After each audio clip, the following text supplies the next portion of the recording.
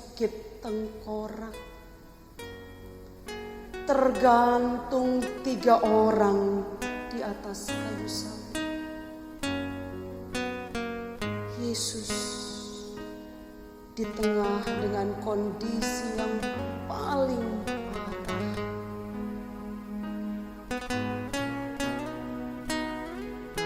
Tangan kakinya dipaku di kayu salib. Wajahnya bercucuran darah, terkoyak oleh duri yang menancap di kepalanya. Sungguh mengherankan. Yesus tidak pernah berbuat jahat kepada mereka. Yesus juga tidak pernah menyakiti hati mereka. Dan tidak seorang pun di antara mereka yang pernah dirugikan Yesus.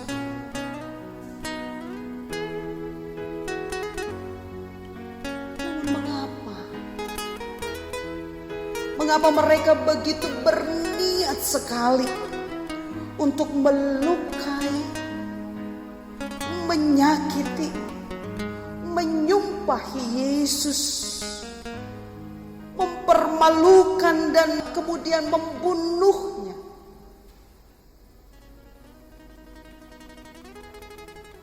Entah apa yang menjadi dasar mereka begitu bersemangat, bahkan menghalalkan segala cara untuk menyingkirkan Yesus.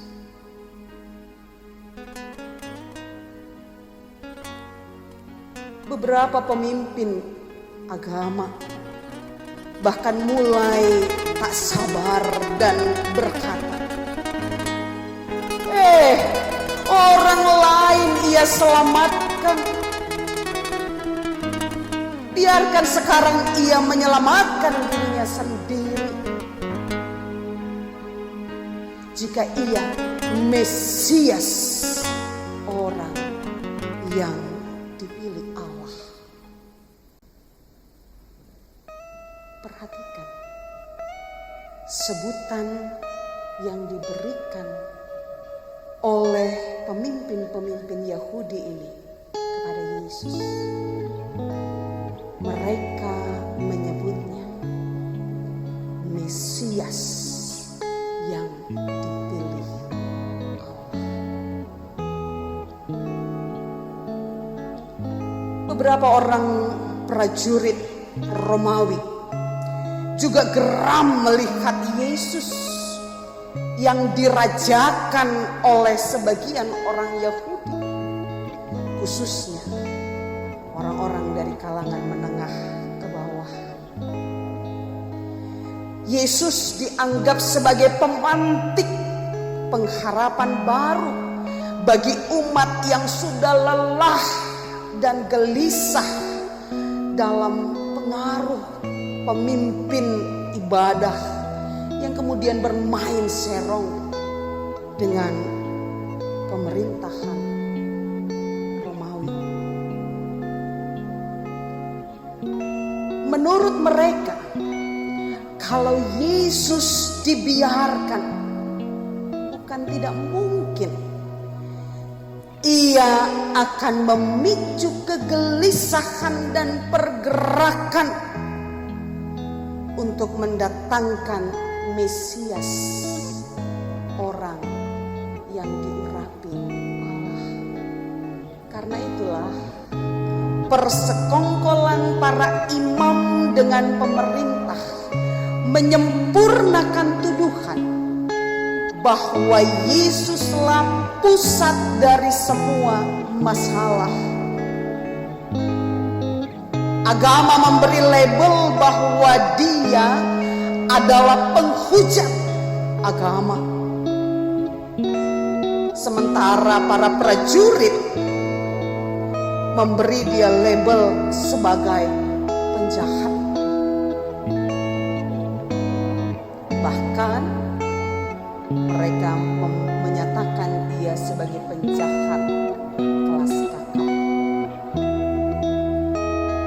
Yesus dianggap sebagai pemberontak. Yesus dianggap sebagai anti pemerintah.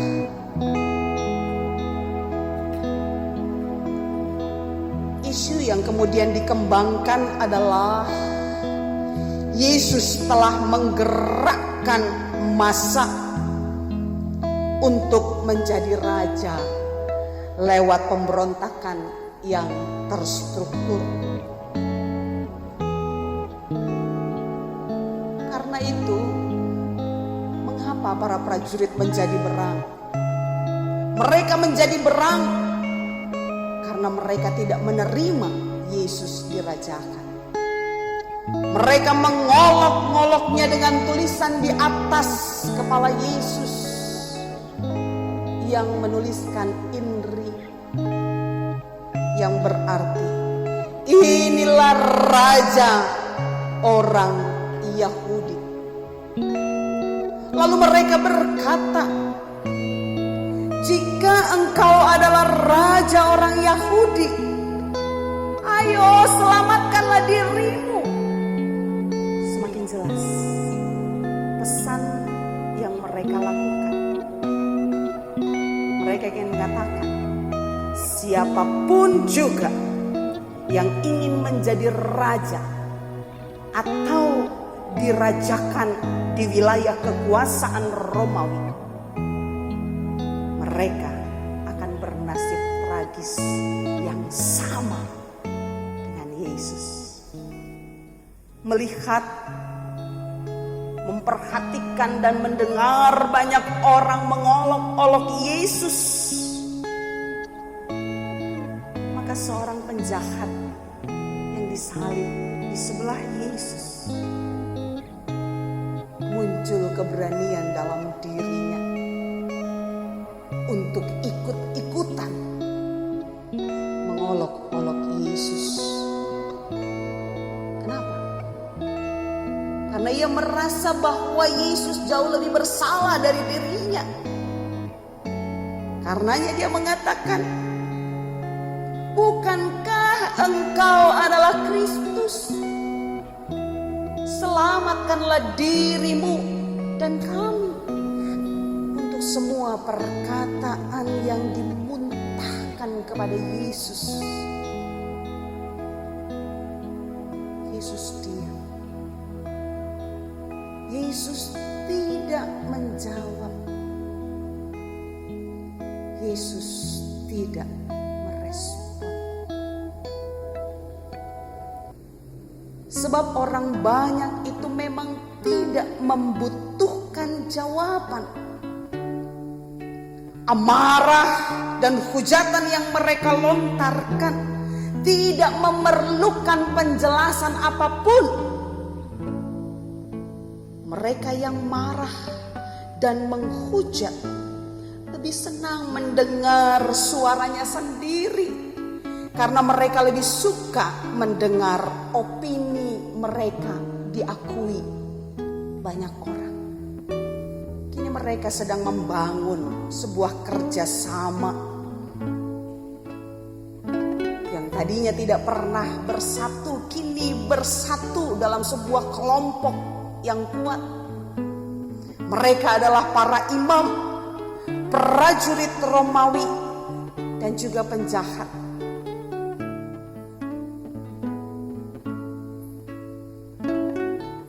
Mereka mencoba menggiring bersama apa yang menjadi opini mereka. Untuk hal ini pun Yesus tetap diam. Yesus tidak menjawab. Dan lagi-lagi Yesus tidak merespon. Hingga ada suatu suara yang berbeda dari seorang yang tak disangka. Suaranya lemah, lirih dan getir. Ia berkata, "Tidakkah engkau takut juga tidak kepada Allah, sedang engkau menerima hukuman yang sama? Kita memang selayaknya dihukum, sebab kita menerima balasan yang setimpal dengan apa yang kita lakukan." Tetapi orang ini, ia tidak berbuat sesuatu yang salah.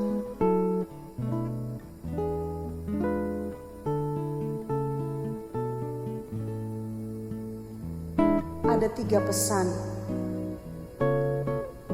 dari perkataan penjahat yang disalib di sisi sebelah Yesus. Yang pertama, tidakkah engkau takut? Tidakkah engkau takut kepada Allah? Hal yang kedua, sudahkah kita mengukur terlebih dahulu diri kita sebelum mengevaluasi dan menjatuhkan penalti pada orang lain? Apakah ukuran yang sama telah berlaku buat cermin diri sendiri? Dan hal yang ketiga, apakah ada niat, motivasi yang salah? Padahal kita tidak dekat, kita tidak terlalu mengenal, kita tidak paham, bahkan tidak cukup informasi.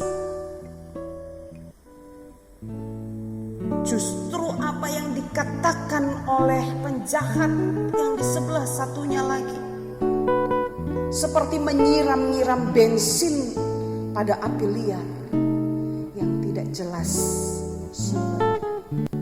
Suasana tiba-tiba diam. Tak ada seorang pun. Para pemimpin diam. Para prajurit pun diam. Penjahat yang mengumpat juga terdiam. Memang saatnya untuk berdiam dan mengoreksi diri.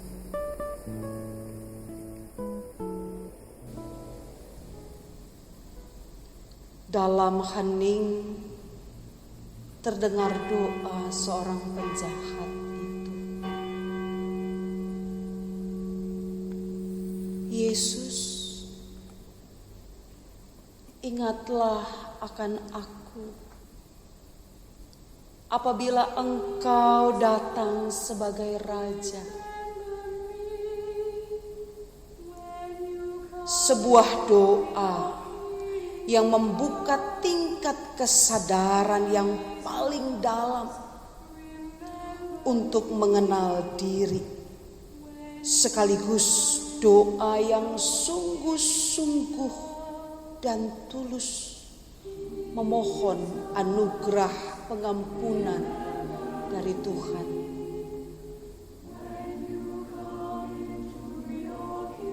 Yesus terharu. Yesus tergerak oleh kasih-Nya. Maka Yesus berkata kepadanya, "Aku berkata kepadamu, sesungguhnya hari ini juga engkau akan ada bersama-sama dengan aku di dalam Firdaus." Inilah kata Firdaus kali dan satu-satunya yang dicatat dalam Injil. Sebelumnya Yesus banyak berbicara mengenai kerajaan Allah atau kerajaan sorga. Namun Yesus saat ini memberikan jawaban dengan memakai kata Firdaus. Sebuah gambaran taman Allah yang sejuk, taman yang melegakan tubuh, jiwa, dan roh. Taman yang penuh dengan kedamaian. Taman yang menjadi saksi hembusan roh Allah yang menghidupkan dan memberi kuasa pada manusia, daging, debu, dan tanah yang lemah. Taman yang menumbuhkan pengetahuan yang baik dan yang jahat. Juga taman yang disediakan Allah untuk mendaur ulang penciptaan manusia menjadi manusia baru. Peristiwa salib akhirnya tiba pada detik-detik akhir. Detik-detik yang menggetirkan, menegangkan, mengerikan, dan mencekam. Begitu dalamnya penderitaan Yesus di kayu salib, menghadirkan respon alam yang mengherankan.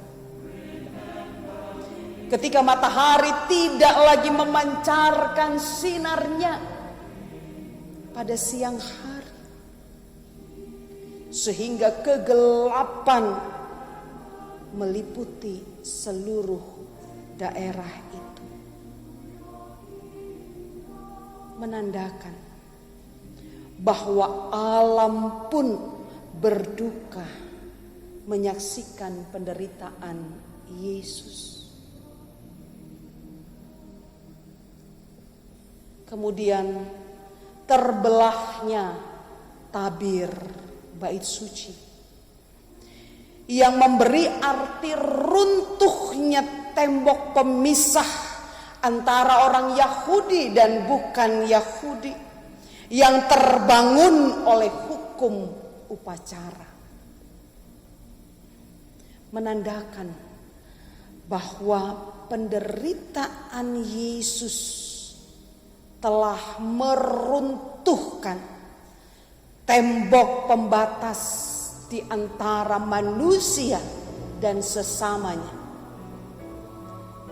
Juga jurang yang begitu besar akibat dosa antara manusia dan Allah. Dalam penderitaan yang maha dahsyat itu, Yesus mengerahkan seluruh sisa tenaganya untuk berseru dengan suara nyaring. Ya Bapa, ke dalam tangan-Mu kuserahkan nyawaku.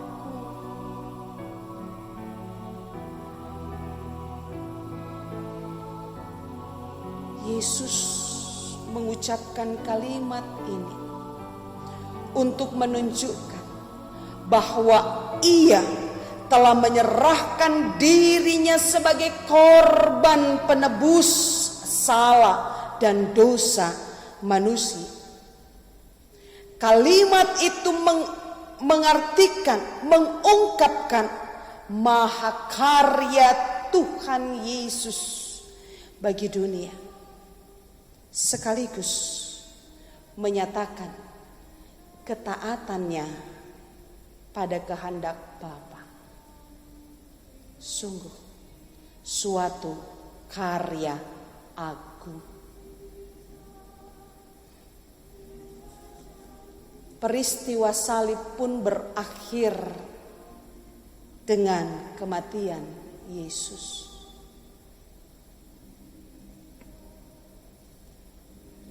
Kematian Yesus kemudian menimbulkan berbagai respon manusia yang telah ditebusnya.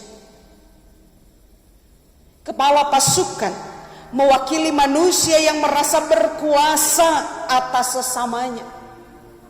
Ia yang semula menganggap paling berkuasa dan paling benar, sehingga merasa paling layak untuk memimpin penghukuman Yesus dengan hukuman yang paling kejam dan paling keji. Justru kemudian ia memuliakan Yesus dan berkata, "Sungguh orang ini adalah orang benar."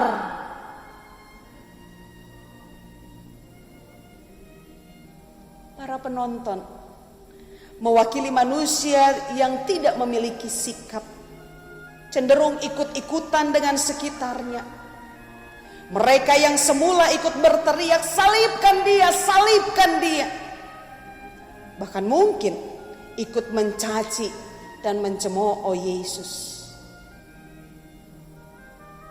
Kini mereka tercengang melihat kematian Yesus. Dalam kegalauan dan ketakutan, mereka justru pulang dan meninggalkan tempat tontonan itu sambil memukul-mukul diri mereka sendiri. Nampak mereka seolah menyesali tindakan mereka sebelumnya, namun tidak ada niat untuk datang kembali dan memohon ampun kepada Yesus. Sementara orang yang mengenal Yesus dengan sangat dekat justru memilih untuk tetap menjaga jarak dari dia, walaupun tetap berusaha untuk terus melihat peristiwa itu. Kelompok ini mewakili orang-orang percaya yang terkadang begitu takut untuk mengakui imannya kepada Yesus, karena sesungguhnya mereka belum cukup siap untuk mengakui bahwa peristiwa kematian Yesus merupakan awal dari kebangkitan Yesus. Suatu panggilan untuk menyaksikan karya keselamatan yang Allah kerjakan melalui Kristus. Hari ini mata dan hati kita tertuju kepada Tuhan Yesus yang mencapai puncak penderitaannya dan mati di kayu salib. Sesungguhnya kejahatan dan dosa kitalah yang menyebabkan Yesus harus menderita mati di kayu salib. Begitu kejamnya dosa itu. Akibat dosa manusia, Yesus harus disalibkan dan mati, meski ia sendiri tidak berdosa, namun telah dijadikan berdosa sebagai ganti kita. Dalam hal ini pun Yesus menyatakan ketaatannya kepada kehendak Bapa. Dalam hal ini pun Yesus menggenapi mahakarya Allah untuk menyatakan keselamatan bagi dunia. Salib dan kematian Yesus menggenapi nubuat para nabi.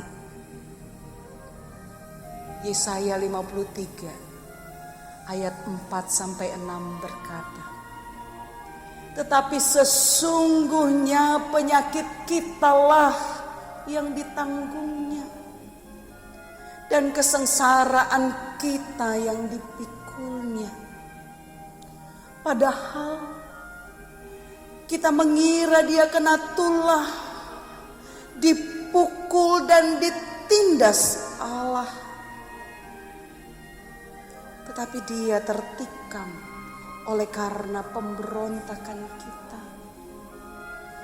Dia diremukkan oleh karena kejahatan kita. Ganjaran yang mendatangkan keselamatan bagi kita ditimpakan kepadanya, dan oleh bilur-bilurnya kita menjadi sembuh. Kita sekalian sesat seperti domba. Masing-masing kita mengambil jalannya sendiri. Tetapi Tuhan telah menimpakan kepadanya kejahatan kita sekalian.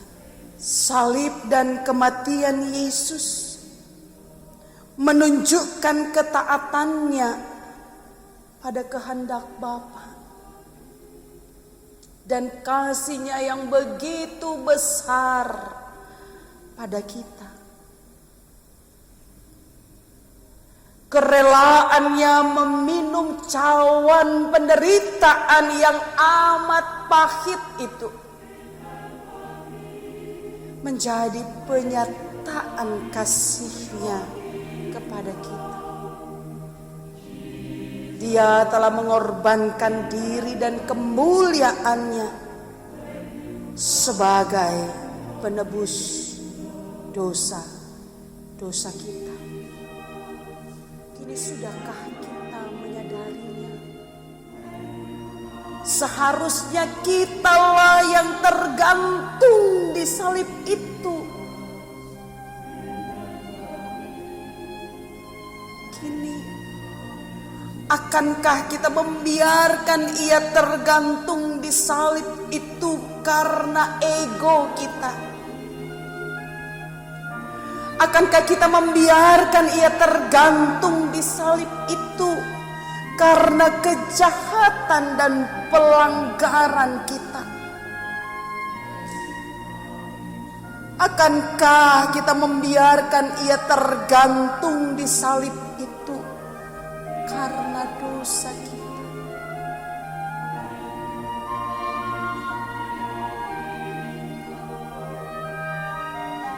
Inilah saatnya kita mengoreksi diri kita. Berani dan setia menanggalkan keberdosaan kita. Berani dan sedia melakukan kebenaran yang menghadirkan damai sejahtera. Amin.